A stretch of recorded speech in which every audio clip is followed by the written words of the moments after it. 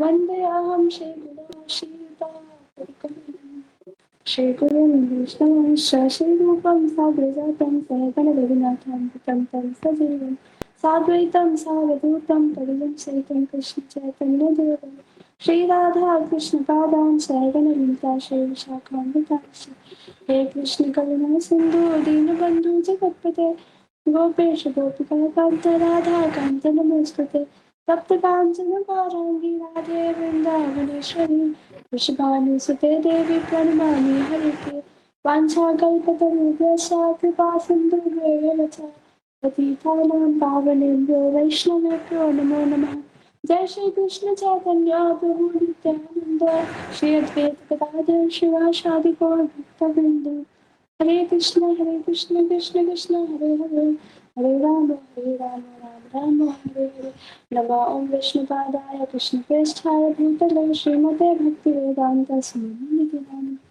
नमस्ते शारस्वते देवे गौरवाणी प्रसादिने निर्विशेष शून्यवाद पाश्चात्य श्रील प्रभुपाद जी की जय। माता जी आज हम लोग रीडिंग सेशन तक करेंगे तो मैं स्क्रीन शेयर कर देती हूँ।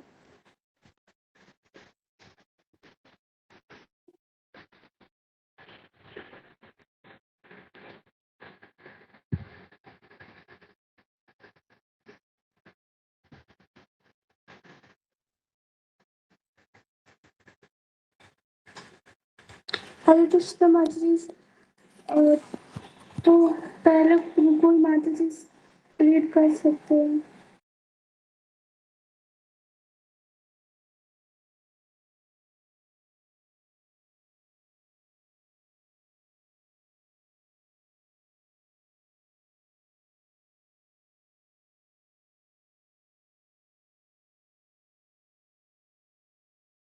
हरे कृष्ण माता जी प्लीज कोई माता जी रीड कर सकते हैं।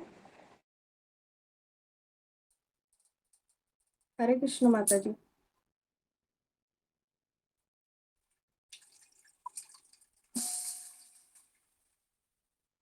श्री कृष्ण के माध्यम से आध्यात्मिक ज्ञान। इस कृष्ण भावनामृत आंदोलन का लक्ष्य समस्त जीवों को उनकी मूल चेतना तक वापस लाना है।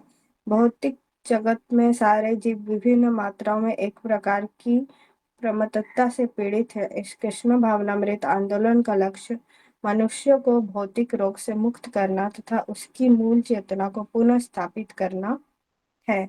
एक बंगला कविता में एक महान वैष्णव कवि ने लिखा है, जब कोई मनुष्य भूत प्रेत से ग्रस्त हो जाता है तो वो केवल अंट शंठ की बक सकता है।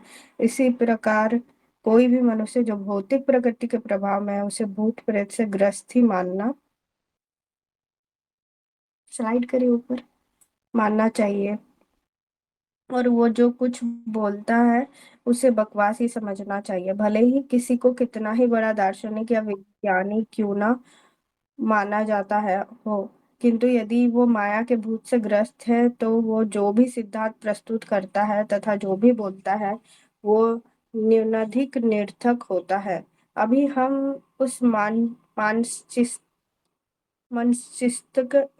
चिकित्सक का उदाहरण दिया जाता है जिसने हत्यारे की जांच के लिए अनुरोध किए जाने पर घोषणा की वह जितने भी रोगियों के संपर्क में आया था वे सभी न्यूनाधिक सनकी थे, अतः वह न्यायालय चाहे तो हत्यारे को इस तर्क के आधार पर क्षमा कर सकता है।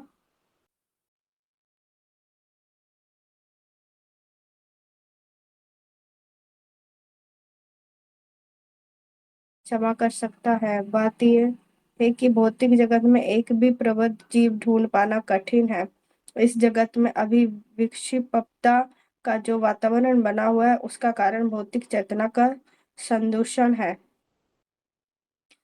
इस हरे कृष्ण आंदोलन का उद्देश्य मनुष्य को उसकी मूल चेतना में वापस लाना है, जो कृष्ण भावनामृत या निर्मल चेतना है।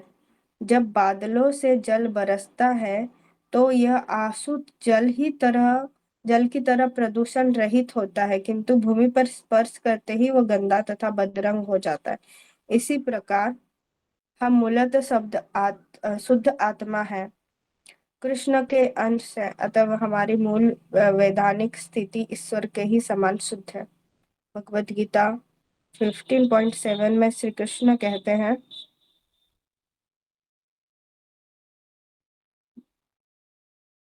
ममेवांशो जीवलोके जीवभूत सनातनः मनः षष्ठानीन्द्रियाणि प्रकृतिस्थानि कर्षति।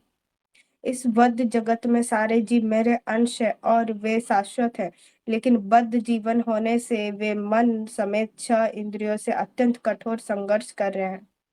इस प्रकार सारे जीव कृष्ण के अंश रूप है। हमें यह सदैव स्मरण रखना चाहिए कि जब हम कृष्ण की बात करते हो तो हम भगवान की बात करते हैं, क्योंकि कृष्ण शब्द सर्वार्शक है, पूर्ण पुरुषोत्तम परमेश्वर की व्यक्तित्व का निर्देश करता है। जिस प्रकार सोने का एक कण गुण की दृष्टि से सोने की खान के ही समान होता है, उसी प्रकार कृष्ण के शरीर के सूक्ष्म अंश भी गुणात्मक रूप में कृष्ण के ही समान है।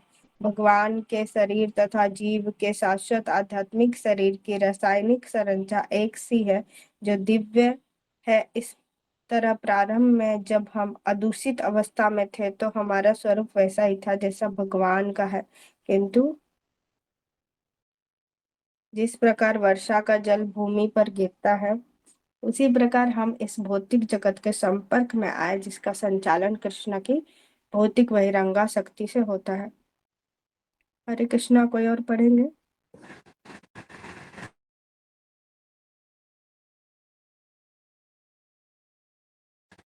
हरे कृष्ण माता जी, कोई और माता जी प्लीज वेट कर सकती हैं। हरे कृष्ण माता जी। जी माता जी।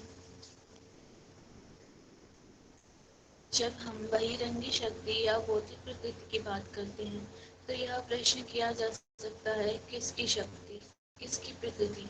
भौतिक शक्ति या प्रकृति स्वतंत्र रूप से कार्यशील नहीं है। ऐसी धारणा तो निपुण मूर्खता है। भगवद गीता में यह स्पष्ट कहा गया है कि भौतिक प्रकृति स्वतंत्र रूप से कार्य नहीं करती। जब एक मूर्ख किसी यंत्र को देखता है तो वह सोच सकता है कि यह स्वतः चल रहा है, किंतु वास्तव में ऐसा नहीं होता। उसका एक चालक होता है जो उसे वश में रखता है। भले ही हम अपनी दोषपूर्ण दृष्टि के कारण उस नियंता चालक को के पीछे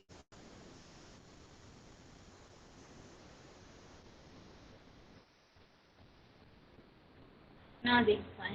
ऐसे अनेक इलेक्ट्रॉनिक यंत्र हैं जो आश्चर्यजनक ढंग से कार्य करते हैं, लेकिन जटिल व्यवस्थापना के पीछे एक विज्ञान है जो बटन दबाता है।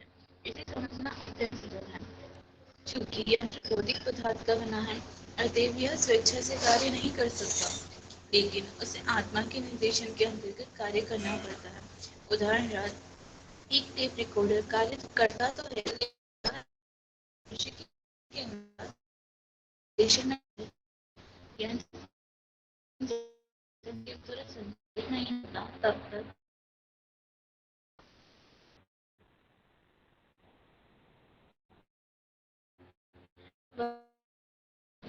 इसी प्रकार समझना चाहिए कि ये विभिन्न प्रकृति हैं, खंड हैं, वे भगवान या कृष्ण रहते हैं।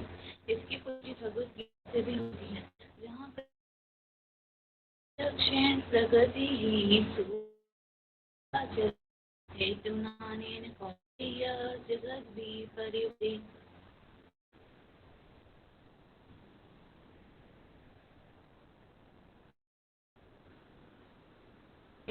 यह प्रगति में कार्य उत्पन्न करती है। इसे सृजन प्राणी दो प्रकार के होते हैं, जड़ यथा मनुष्य तथा कीट तथा प्रकृति। कृष्ण की दो प्रकार के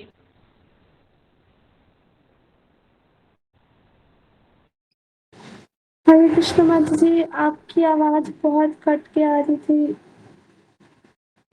तो मतलब कुछ करेक्शन कर सकते हैं या फिर कोई और माता जी प्लीज वेट कर सकते हैं।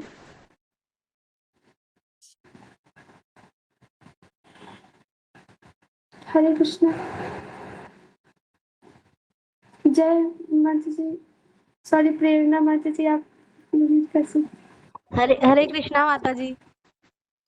हाँ, आप रीड कर सकते हो। हाँ जी माता जी।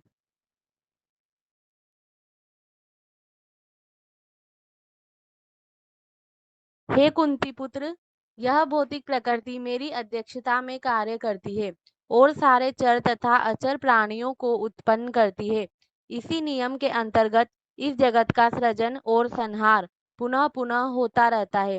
प्राणी दो प्रकार के होते हैं, चर यथा मनुष्य, पशु तथा कीट, तथा अचर यथा वृक्ष तथा पर्वत। कृष्ण कहते हैं कि इन दोनों प्रकार के जीव को नियंत्रित करने वाली भौतिक प्रकृति उनकी अध्यक्षता में कार्य करती है। इस प्रकार प्रत्येक वस्तु के पीछे एक परम नियंता होता है। आधुनिक सभ्यता ज्ञान के अभाव के कारण इसे समझ नहीं पाती। अतएव इस कृष्ण भावनामृत संघ का यह उद्देश्य है कि वह ऐसे सारे लोगों को प्रबुद्ध करे जो प्रकृति के तीनों गुणों के प्रभाव से प्रमत्त हो उठे हैं। दूसरे शब्दों में हमारा लक्ष्य मानव जाति को उसकी सहज स्थिति के प्रति जागृत करना है। यद्यपि विश्वविद्यालय अनेक है, विशेषतया संयुक्त राज्य अमेरिका में, और ज्ञान के विभाग भी अनेक है, लेकिन वे इन बिंदुओं पर विचार नहीं करते। भगवत गीता में श्री कृष्ण ने जो ज्ञान दिया है, उस ज्ञान को सिखाने वाला विभाग कहाँ है? जब मैंने मैसाचुसेट्स इंस्टीट्यूट ऑफ टेक्नोलॉजी के छात्रों एवं कतिपय संकाय सदस्यों के समक्ष बोला तो उनसे मेरा पहला प्रश्न था, कहाँ है वह टेक्नोलॉजी विभाग जो एक मृत तथा जीवित मनुष्य में अंतर की खोज कर रहा है। जब कोई मनुष्य मरता है तो कुछ चला जाता है, कहाँ है वह टेक्नोलॉजी जो उसे वापस ला दे? आखिर विज्ञानी इस समस्या को हल करने का प्रयास क्यों नहीं करते? चूंकि यह अत्यंत गूढ़ विषय है, अतएव वे इस एक ओर रख देते हैं और खाने, सोने, मैथुन करने तथा रक्षा करने की टेक्नोलॉजी में व्यस्त हो जाते हैं। लेकिन वैदिक ग्रंथ हमें बताते हैं कि यह तो पशु टेक्नोलॉजी है। पशु भी अच्छी तरह खाने, सुखी यौन जीवन बिताने, शांतिपूर्वक सोने तथा आत्मरक्षा करने का भरसक प्रयत्न करते हैं। तो फिर मनुष्य के ज्ञान और पशु के ज्ञान में अंतर ही क्या रहा? तथ्य तो यह है कि मनुष्य के ज्ञान का विकास एक जीवित तथा मृत मनुष्य, एक जीवित शरीर तथा एक मृत शरीर का अंतर खोज निकालने के लिए किया जाना चाहिए। यह आध्यात्मिक ज्ञान भगवत गीता के प्रारंभ में कृष्ण द्वारा अर्जुन को दिया गया था। कृष्ण का मित्र होने के कारण अर्जुन अत्यंत बुद्धिमान मनुष्य था, लेकिन उसका ज्ञान अन्य मनुष्यों की भांति सीमित था। कृष्ण ने जिन विषयों का उपदेश दिया वे अर्जुन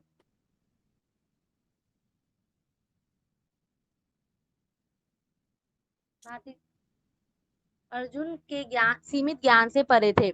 ये विषय अधोक्षज कहलाते हैं, क्योंकि हमारी प्रत्यक्ष अनुभूति जिससे हम भौतिक ज्ञान प्राप्त करते हैं उन तक पहुंच नहीं पाती। उदाहरणार्थ, हमारे पास ऐसे कई सूक्ष्मदर्शी यंत्र हैं जिनसे हम उन वस्तुओं को देख सकते हैं जिन्हें हम अपनी सीमित दृष्टि से नहीं देख पाते। लेकिन ऐसा कोई भी सूक्ष्मदर्शी यंत्र नहीं है जो हमें शरीर के भीतर आत्मा को दिखला सके। तथापि आत्मा का अस्तित्व तो है ही। एक स्वामी है। मैं अपने शरीर का स्वामी हूँ और अन्य लोग अपने अपने शरीरों के स्वामी।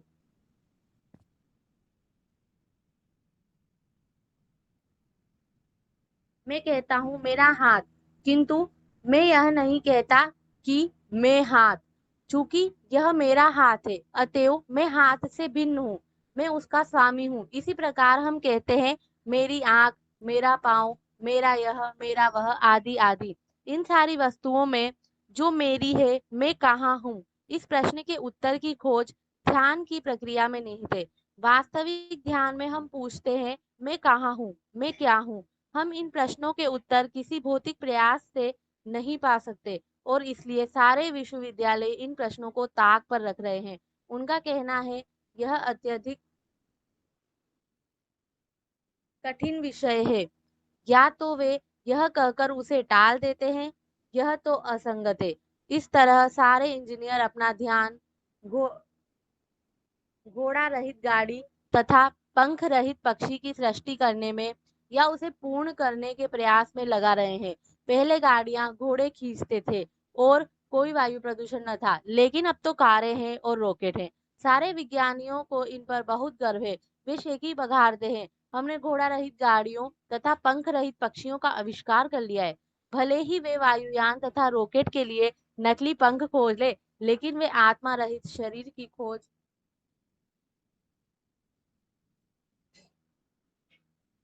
नहीं कर सकते। जब वे ऐसा करने में समर्थ होंगे तो सचमुच वे प्रशंसा के पात्र बनेंगे, लेकिन ऐसा प्रयास निश्चित रूप से विफल रहेगा, क्योंकि हम जानते हैं कि ऐसी कोई मशीन नहीं होती जो आत्मा की सहायता के बिना अपने आप कार्य कर सके। यहाँ तक कि सर्वाधिक जटिल संगणकों, कंप्यूटरों को चलाने के लिए भी प्रशिक्षित व्यक्तियों की आवश्यकता पड़ती है। इसी प्रकार हमें यह जान लेना होगा कि यह विराट जगत रूपी विशाल यंत्र परम आत्मा द्वारा संचालित होता है। यह परम आत्मा कृष्ण है। विज्ञानी जन इस भौतिक ब्रह्मांड के परम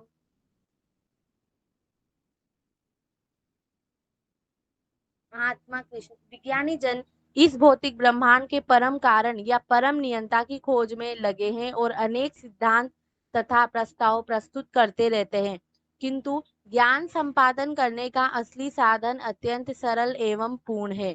हमें केवल पूर्ण पुरुष कृष्ण से सुनना भर है। भगवत गीता में जो ज्ञान निहित है, उसे स्वीकार करके कोई भी यह तत्क्षण समझ सकता है कि यह विराट ब्रह्मांड यूपी यंत्र जिसका पृथ्वी एक अंश मात्र है, इतने आश्चर्यमय ढंग से इसलिए कार्य कर रहा है क्योंकि इसके पीछे एक चालक है, कृष्ण।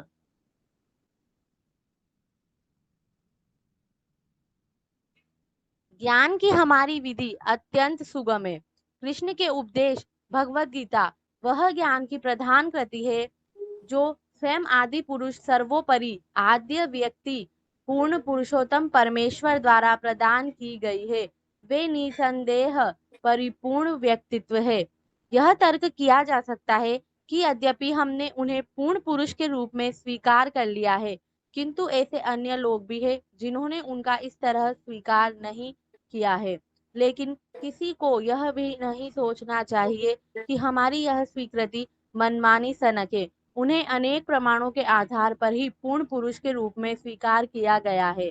हम केवल अपनी सनकों या भावनाओं के आधार पर कृष्ण को पूर्ण पुरुष के रूप में स्वीकार नहीं करते।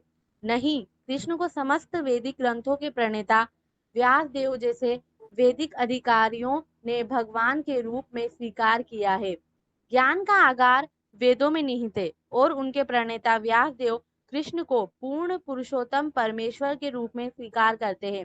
यही नहीं, व्यास देव के गुरु नारद भी कृष्ण को इसी तरह मानते हैं। नारद के गुरु ब्रह्मा कृष्ण को न केवल परम पुरुष मानते हैं, अपितु परम नियंता भी मानते हैं। ईश्वरः परमः कृष्णः, परम नियंता तो कृष्ण है। इस सृष्टि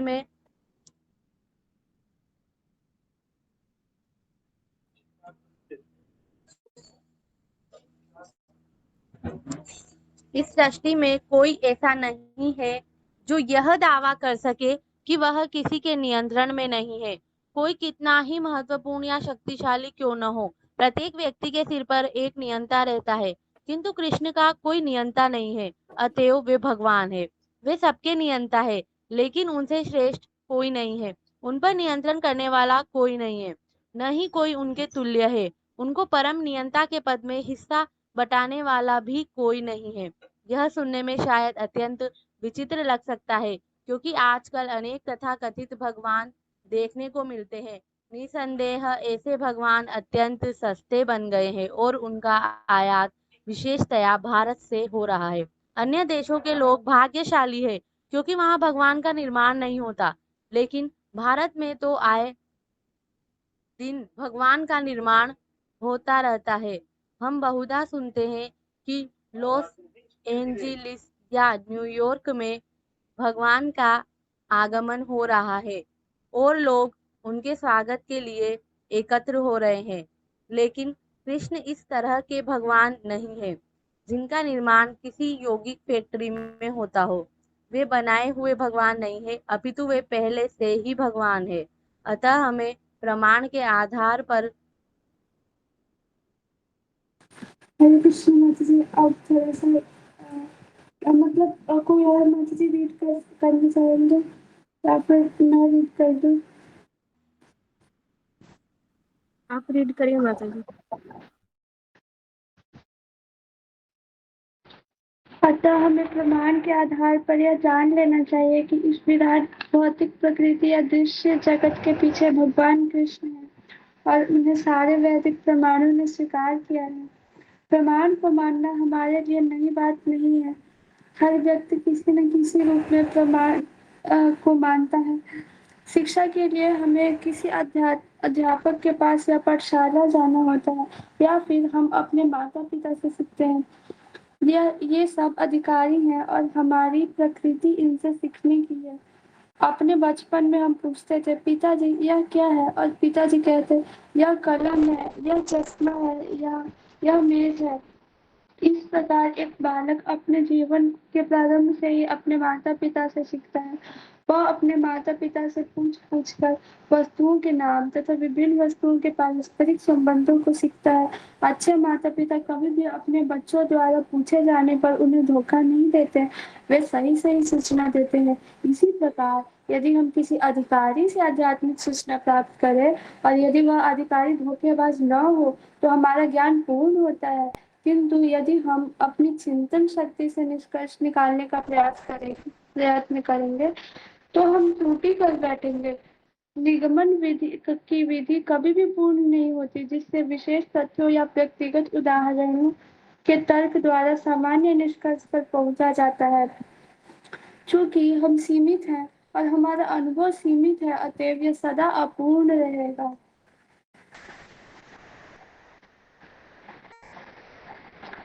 यदि हम पूर्ण स्रोत कृष्ण से सूचना ग्रहण करते हैं और यदि हम उस सूचना की पुनरावृत्ति करते हैं तो फिर हम जो कुछ कहते हैं वह भी उतना ही पूर्ण और प्रामाणिक हो सकता है। परंपरा विधि अथवा शिष्य परंपरा कृष्ण से या किसी ऐसे अधिकारी से जिसने कृष्ण को स्वीकार किया है श्रवण करने तथा उन्होंने जो कहा है उसे ही यथारूप दोहराने की विधि है। भगवद गीता 4.2 में कृष्ण इसी ज्ञान की विधि की संस्तुति करते हैं। कोई माता जी आप प्लीज रीड कर दीजिए आगे। अक्षरा माता जी, हम लोगों को ना कंक्लूड भी करना है, सिर्फ रीडिंग नहीं करना है। तो जिन भी भक्तों ने आज जो भी सीखा है ना रीडिंग सेशन से, वो शेयर करिए आप एक बार।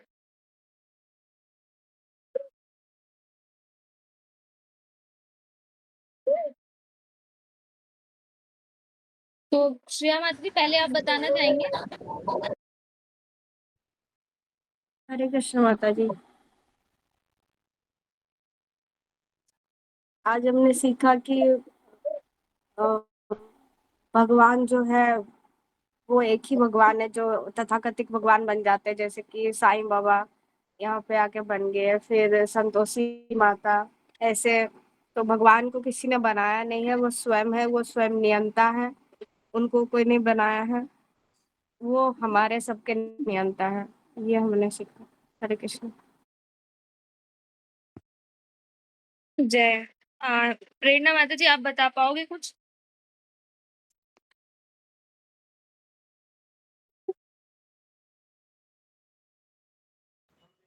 हरे कृष्णा माता जी। हरे हरे कृष्णा। आवाज आ माता रही जी है। आवाज नहीं आ, मैं बताऊं क्या? हाँ माता जी, हमने मतलब सीखा है कि भगवान कृष्ण ही परम भगवान है ना, और न भगवान से ऊपर कोई है, न भगवान भगवान का मतलब भगवान सभी को कंट्रोल करते हैं। उन पर ये हमने सीखा है कि उन्हें कोई कंट्रोल करने वाला नहीं है, वो परम भगवान है।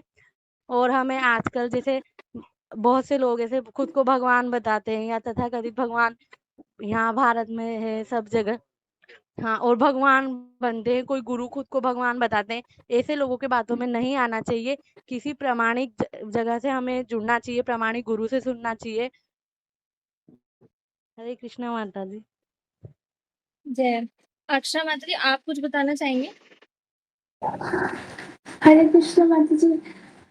मैंने थोड़ा सा ये सीखा कि जो पूर्ण ज्ञान हम लोग को मिल पाता है वो कृष्ण से डायरेक्टली ही मिल पाएगा, परंपरा गुरु परंपरा के थ्रू।